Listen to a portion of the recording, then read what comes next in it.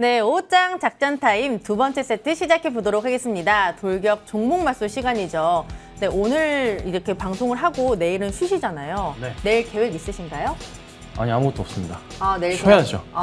투표하시고. 투표를 아침 일찍 하고 네, 그리고 이제 다시 와서 자야죠. 쉬시겠다. 그럼요. 네. 그렇죠. 목요일에 또 데뷔를 하셔야 되니까. 목요일 방송을 또 완성도 높이기 위해서. 네, 그렇습니다. 멋있어요. 네, 우리 그럼 우리 영한 정재훈 어드바이저님. 네. 아까 어리고 젊으신 우리 정재훈 어드바이저님. 네. 내일 계획 있으신가요? 자야죠. 다들 이제 주무시네요? 왜요? 피곤해서요? 항상 피곤하신 것 같아요. 또 내일 푹 쉬시고 목요일에 좋은 방송을 만들어야 되니까 내일 투표하시고 푹 쉬시고 뵙도록 하겠습니다. 그럼 오늘 또 힘차게 첫 번째 주제 살펴보도록 할게요. 네, 첫 번째 주제입니다. 작년 신재생 에너지 발전 비중이 10년 전 3배. 어느 분야에 투자를 해볼까라는 주제입니다. 작년 신재생 에너지 발전 비중이 사상 최고치를 기록을 했다고 합니다. 10년 전과 비교하면 3배가 증가를 했고요. 또 유럽연합이 러시아산 원유 수입을 90%가량 금지하기로 하면서 신재생 에너지 쪽이 반사 이익을 받아가고 있다라는 기사들이 많이 쏟아지고 있습니다. 이에 따라 신재생 에너지도 분야가 정말 많잖아요. 특히 원전 같은 경우에는 정부 정책 기대감까지 묻어나고 있습니다. 우리 김선윤 어드바이저님, 네. 신재생 에너지 쪽에서 어떤 쪽을 보고 계시나요? 사실 다 봐야 될 것 같기도 한데 그래도 진입 장벽이 좀 높은 원자력 쪽으로. 원전이요? 그게 나을 것 같아요. 왜 그런 말씀 드리냐면 네. 지금 국내에서 한국전력 얘기를 빼놓을 수 없을 것 같은데 완전 만성 적자가 계속 나와주고 있어요. 그 전 정권에서 완전 이제 원자력 쪽을 이제 죽여놓다 보니까 화석연료 쪽으로 완전 대체하다 보니까 또 태양광 쪽도 키우긴 했지만 사실 그렇게 제대로 하지 못했던 것 같고 그 상황에서 지금 결국 피해를 본 기업 자체가 한국전력이 돼버렸습니다. 제가 누누이 강조하는 거 한국전력은 개인들이 투자할 종목이 아니다라고 자주 말씀을 좀 드리고 있잖아요. 차트 10년치, 20년 차트를 보면은 그 답이 있습니다. 자, 그런데 이에 따라 또 전기료 인상에 대한 얘기도 좀 나와주고 있고 이래저래 좀 불안한 모습이 나와요. 근데 오늘 보면은 태양광이나 풍력 관련주들 상당히 좀 급등하는 종목들이 상당히 좀 많이 보이고 있는데 유럽연합에서 러시아산 원유에 대한 부분을 완전 좀 줄여버린다고 하니까 그로 인한 좀 단기적인 상승 포인트는 있지만 조금 중장기적인 관점에서 봤을 때 이 태양광 쪽이나 풍력 쪽이나 기술력 부분에서 따져본다면 중국에서 쉽게 만들 수 있고 이미 많이 진출해 있는 그런 상황들이에요. 특히나 태양광 쪽으로는 이미 국내 업체들보다는 중국 업체들이 글로벌 시장을 장악하고 있는 그런 상황이기도 합니다. 여러 업체들, 국내 업체들 이미 태양광 쪽에 진출했다가 국내 기업들 중에 없어진 기업들 허다하고요. 풍력도 마찬가지. 그러나 풍력이 좀 낮긴 하지만 여타 좀 힘든 상황은 맞습니다. 그래서 이제 그래도 다시 육성을 좀 진행하는 특히 대기업 쪽에서 대규모로 투자가 이루어지는 업종 자체가 특히 SMR 원전 쪽으로 좀 보고 있기 때문에 이쪽을 중심으로 보시는 게 훨씬 낫다고 생각을 하고요. 이미 여러 종목들이 올라가고 있긴 한데 그래도 한전기술이나 두산 에너빌리티나 그다음에 현대 엔지니어링이나 또 볼 수가 있고 그룹주들로는 SK그룹이나 GS 같은 경우도 대규모 투자를 진행한다고 하니 관련해서 좀 종목들을 선별해서 보시면 좋지 않을까. 그래서 저는 그 어떤 업종보다는 신재생 쪽으로는 SMR이 그나마 저는 확실히 대기업 쪽의 지원을 받고서 중견기업들의 성장이 좀 예측되는 그런 상황입니다. 근데 원전 쪽이 정말 출렁출렁이는 곳 중에 하나잖아요, 주가가. 맞아요. 네. 그래서 사실 접근이 저는 조금 어렵단 말이에요. 이것도 어려우세요? 네, 다 어려워요. 그러면 해도 될 것 같아요. 왜요 또? 항상 저를 보고 이렇게 하시는 것 같은데 저 원전 좋아해요. 좋아하세요? 원전 좋아하는데 네. 종목들이 정말 너무 많기도 하고. 원전 좋아하시면 풍력 쪽으로 볼까요? 저랑 반대로 하시는 건가요?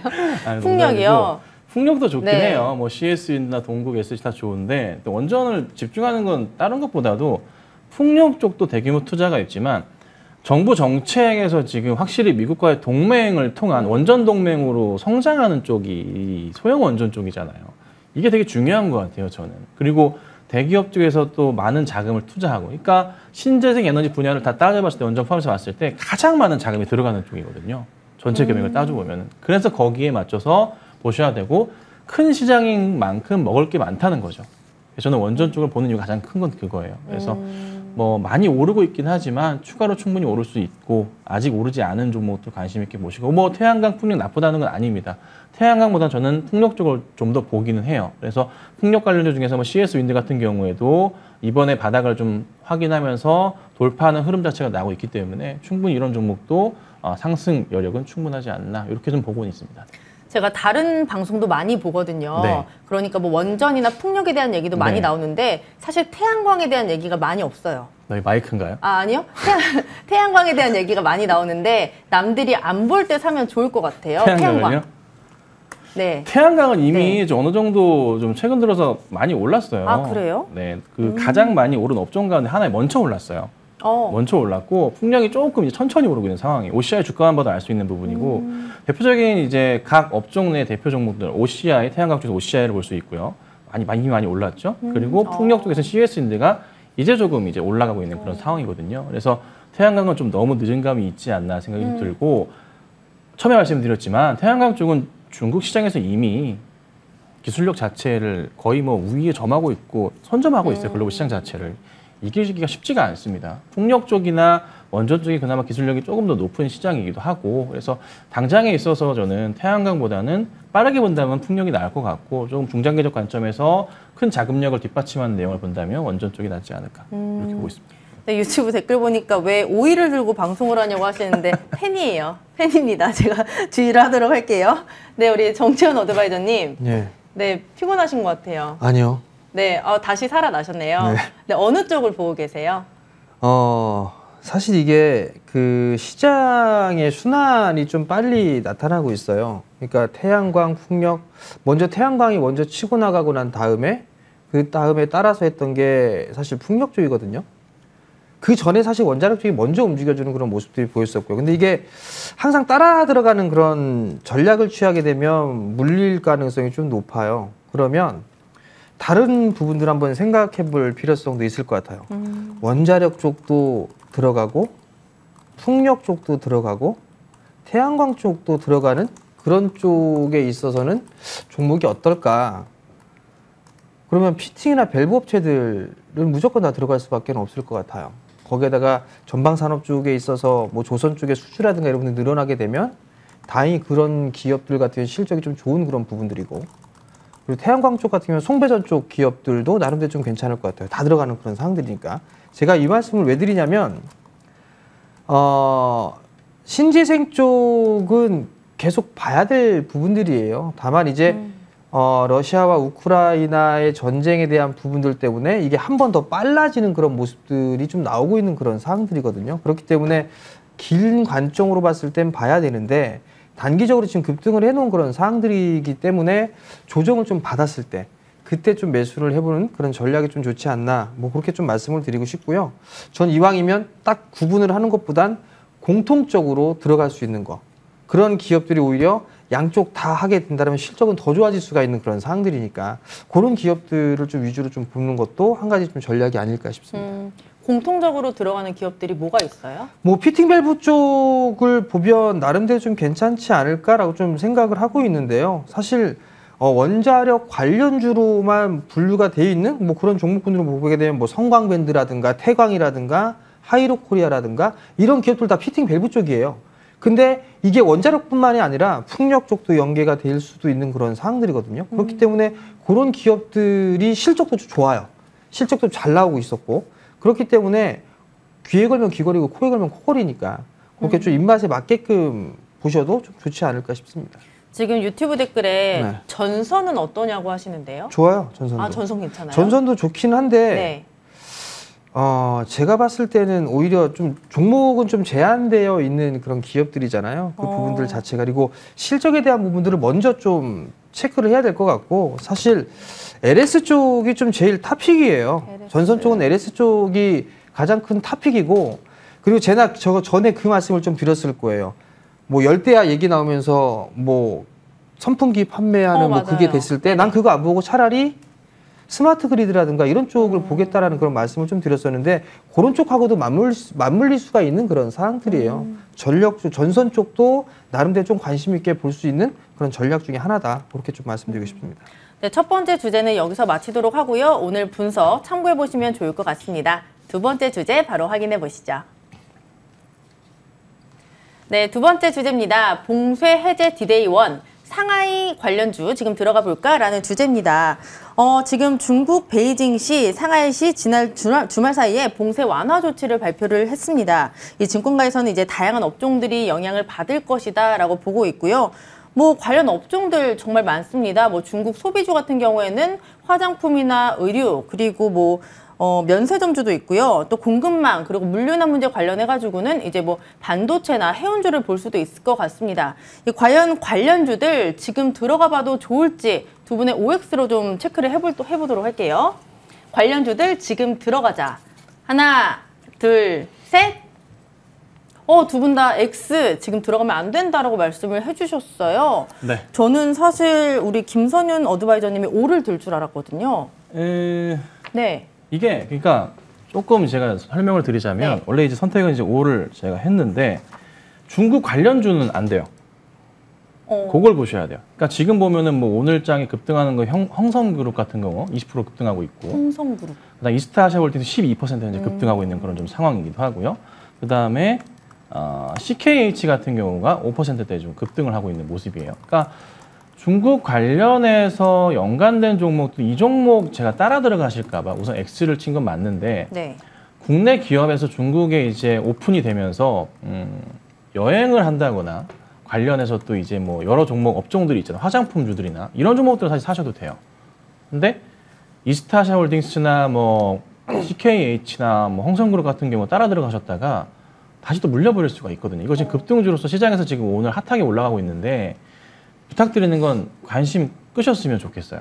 예, 그 관점으로 말씀드린 거고 화장품 쪽이나 해서 관련돼서 설명을 좀 드려보자면 최근에 이제 사실 화장품주들 많이 이슈를 좀 받고 있는 것 같긴 하지만 재미는 없는 모습이에요. 지금 2달 만에 이제 봉쇄 조치가 이제 풀린 상황에서 매출 확대가 나올 수 있는 그림이 좀 있기는 한데 이게 얼마나 이어질지 모르겠어요. 당장에 지금 한 달밖에 안 남은 상황 2분기 자체도 그렇다면 영향을 줄 수 있는 것은 3분기부터 좀 봐야 되는데 어떤 식의 조금 포인트가 나올까. 그리고 사실 한미와 한중 그다음에 미중 관계에 있어서 특히 중국 쪽에 좀 우려감 자체가 큰 것도 사실이잖아요. 그래서 이런 부분은 조금 부담스럽긴 하지만 최근 그래도 일본 여행 풀리는 상황이고 국내 여행 늘어나고 중국인 관광객들도 국내로 또 여행 자체가 들어올 거는 이제 분명 자명하기 때문에 그 관련해서 조금 그래도 관심을 가질 만한 종목을 오늘 가지고 나와봤어요. 예, 그래서 좀 이따가 종목을 좀 설명드려볼까 하고 우선은 중요하게 보셔야 될 것은 화장품 쪽도 좋지만 저는 당장에 중국인들이든 일본인들이든 국내로 입국을 해가지고 매출이 올라갈 수밖에 없는 업종으로 보시면 될 것 같아요. 그래서 카지노 쪽으로 파라다이스 저번부터 말씀드리고 있는데 관심 있게 보시면 좋을 것 같고 그리고 GKL 같은 경우도 좀 살펴보시면 좋을 것 같고요. 그 다음에 가지고 나온 종목 하나를 또 관심 있게 보시면 어떨까. 예, 그래서 그 종목은 좀 이따가 제가 좀 설명을 좀 드려보도록 하겠습니다. 네. 그럼 우리 정재원 어드바이저님, 네. 제가 유튜브 댓글을 보니까 우리 정재원 전문가님이 반도체 전문가라는 얘기가 있어요. 네. 네. 반도체 쪽도 괜찮게 보시는 건가요? 봐야죠, 반도체는. 아, 그래요? 네. 네, 근데 갑자기 뜬금없이 왜 중국 얘기하다가. 네, 근데 반도체 이제 물류 대란이 좀 해소가 되면 반도체 관련주가 이제 올라간다라는 기사를 봤거든요. 사실 이게 그 반도체 쪽 같은 경우는 장비냐 소재냐 부품이냐 여기에 따라 좀 달라질 것 같은데요. 삼성 쪽이나 SK 하이닉스 쪽에서 어떻게 이제 진행을 하느냐, 투자를 진행하느냐에 따라 좀 달라질 것 같고요. 제가 알기로는 1분기 말 원래는 이게 좀 지연이 된 부분들로 좀 알고 있어요. 그렇기 때문에 반도체 쪽 같은 경우는 그 상저하고 형태의 실적이 좀 나올 수가 있는 그런 부분들이니까 그런 부분을 생각을 하게 되면 매수 포인트를 좀 잡을 수가 있을 것 같고요. 특히나 이제 투자를 좀 많이 하는 그런 부분들이 있는데 비메모리 쪽에 좀 집중을 하는 경향이 있잖아요. 그렇기 때문에 비메모리 쪽에 포트폴리오를 좀 보유하고 있는 그런 기업들이 좀 더 좋지 않을까 그렇게 좀 말씀을 드리고 싶고요. 사실 중국 쪽과 뭐 일본 쪽 예를 들어서 일본 쪽이 이제 여행 계획을 받는다 해서 일본 그 여행주들인가 관료들이 움직이고 중국 쪽에 있어서 뭐 이제 봉쇄를 해제한다라고 해서 중국 관련주로 우르르 움직이고 이 부분들은 사실 아닌 것 같거든요. 최근에, 그러니까 올해 종목군들이나 여러분들이 좀 생각을 했을 때 어떤 섹터라든가 테마라든가 이런 부분들에 있어서 많이 있을 거예요. 뭐 원자재, 곡물도 있고 유가도 있고 상당히 좀 많을 거예요. 태양광, 풍력, 신재생 에너지 쪽도 있고요. 그 다음에 뭐 재건 쪽도 있고요. 기계 쪽도 있고요. 되게 많아요. 근데 이게 공통적인 부분들이 있어요. 뭐냐면 이 부분들이 나왔던 부분들은 러시아와 우크라이나 전쟁으로 인해서 발생한 것들이에요. 원자재 가격 급등이 나왔던 부분들도 한몫했고요. 충분히 한몫을 했죠. 그렇기 때문에 원자재 관련주들, 곡물주들이나 사료주들이나 이런 것들이 다 급등이 나왔던 그런 부분들이고, 이제 전쟁이 끝나고 나면 재건을 할 것이다라는 그런 부분들 때문에 재건 관련주들이 막 움직이는 그런 모습들이 나왔었고, 그러한 모습들을 보게 되면 지금 시장의 포커스가 맞춰져 있는 그런 부분들은 아직까지는 이쪽에 좀 포커스가 맞춰져 있는 것 같아요. 우크라이나, 러시아 쪽에. 그럼 그 부분들에 있어서 먼저 다 마무리가 돼야지만 다른 쪽으로 좀 들어가지 않을까, 돌아가지 않을까라고 좀 생각을 하고 있고요. 또 하나는 사실 중국 쪽에 있어서 뭐 봉쇄가 해제가 된다? 저는 그 부분들 때문에 뭐 매수를 한다라는 거는 저는 아닌 것 같고요. 다만 이제 여기서 포인트가 될 수 있는 부분들은 뭐 전에도 좀 말씀을 드렸던 부분들이 있을 것 같은데, 관세, 미국 쪽에 있어서의 관세를 일단은 좀 줄인다든가 철폐를 한다든가 그런 식의 소식이 전해졌을 때, 그때는 중국 쪽의 관련주가 아니라 화학주라든가 이런 쪽을 사셔야죠. 그런 쪽 같은 경우는 그렇게 해서 접근을 하는 게 좀 더 유리할 것 같고요. 그냥 뭐 봉쇄가 해제가 됐으니까 뭐 된다? 그 부분들은 사실 아니지 않을까, 그렇게 좀 말씀드리도록 하겠습니다. 네, 이렇게 두 번째 이슈까지 체크를 해봤고요. 두 분의 종목까지 좀 체크를 해보도록 하겠습니다. 우리 김선윤 어드바이저님, 네. 오늘은 어떤 종목을 갖고 오셨나요? 사실 두 가지 종목 가지고 좀 고민을 했어요. 호텔 쪽을 할까? 네. 아니면 이쪽을 할까? 오늘 가져오는 종목은 SK 렌터카를 갖고 와봤어요. 렌터카요. 제가 아마 갖고 나왔던 종목 중에 제일 작을 겁니다. 가능한 한 제가 이 방송에서 좀 큰 종목을 진행하려고 하는데, 일단 시총은 5천억이 조금 안 되는 4,800억 정도 수준인데요. 자, SK 렌터카가 좀 주목해 보셔야 될 게, 제가 사실 2분기 실적을 기대가 커요. 왜냐하면 1분기 되게 좋았거든요. 최고 매출이었는데 2분기를 왜 주목하냐면 4월부터 사회적 거래두기가 해제가 됐어요. 그때부터 해서 사람들이 이제 밖으로 나오기 시작했죠. 여행도, 국내 여행도 상당히 늘었습니다. 그로 인한 매출이 정말 잘 나올 것 같아요. 2분기가 어닝 서프라이즈한 매출이 나올 가능성이 굉장히 크다는 판단이고, 업황 회복이 분명히 됐죠. 그런데 이제 6월부터 해서 일본 쪽도 이제 풀어주고 여행객도 늘고 중국까지 같이 이제 풀어버리니까 어떻게 될까요? 당연히 네, 이쪽 업체, 렌터카 업체들 호황기로 접어드는 겁니다. 그간 늘려있던 거 다 이제 뚫고 나와주겠죠. 그리고 또 하나 뭐 렌터만 하냐 아니고요.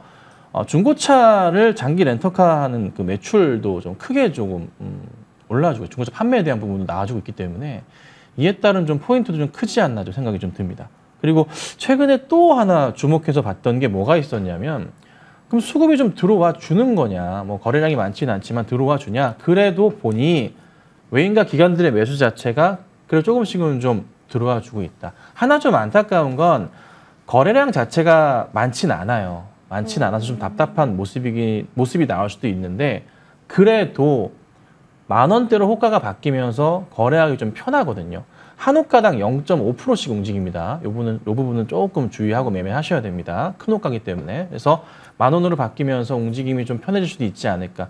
기관들과 외인들 입장에서 매수하기 좀 좋은 종목이 되지 않았나, 이런 생각도 해봅니다. 자, 그래서 매수가는 1,300원 아래에서 뭐 만 원 아래 사시면 좋겠지만, 현실적인 가격으로 1,300원 아래 좀 잡아보도록 하고요. 목표가 1차로 12,000원 잡고 2차는 15,000원 잡도록 하고, 그다음 손절가는 9,800원을 설정해 드릴 테니까 한번 고민하시고 대응해 보시면 좋을 것 같습니다.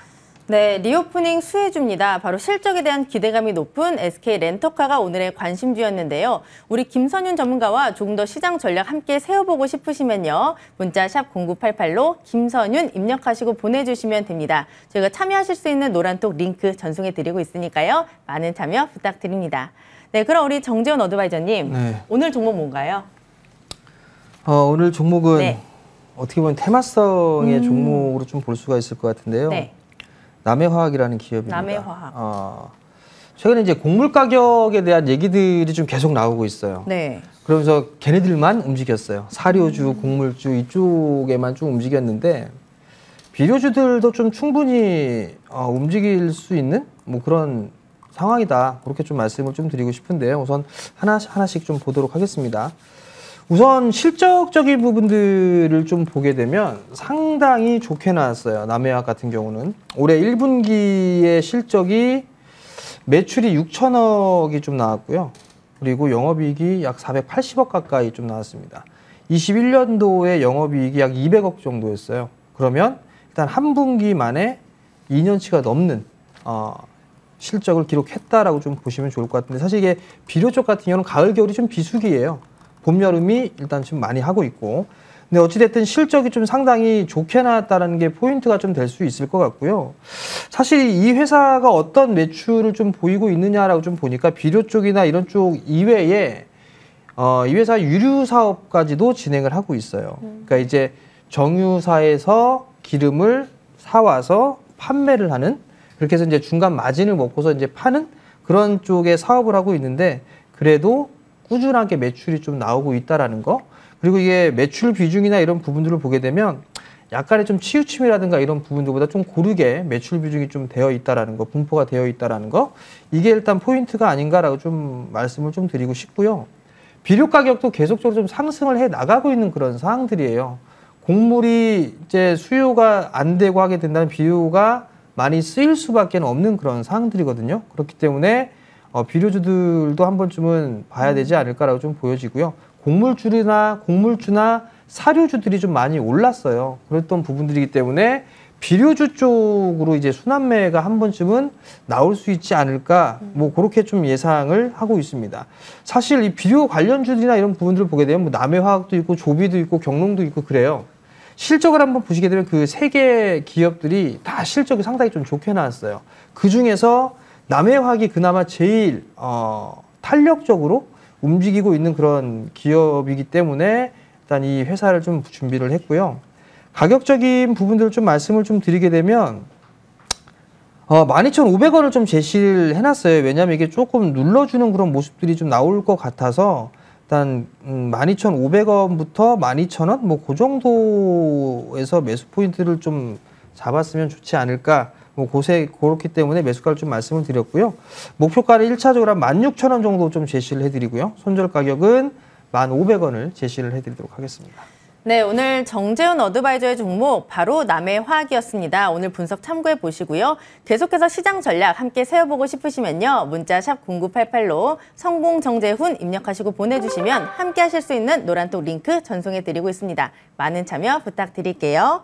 네, 지금까지 돌격 종목 말씀이었습니다. 3세트에서는 또 종목 상담 기다리고 있습니다. 전화 02786-1022-1023, 문자는 013-3366-8200, 유튜브 머니투데이 방송을 통해서도 참여 가능한 거 알고 계시죠? 종목명과 매수가 비중 함께 올려주시면 잠시 뒤에 종목 상담 도와드리도록 하겠습니다. 네, 두 분 내일 또 푹 쉬시고 목요일에 밝은 모습으로 뵐게요. 고생하셨습니다.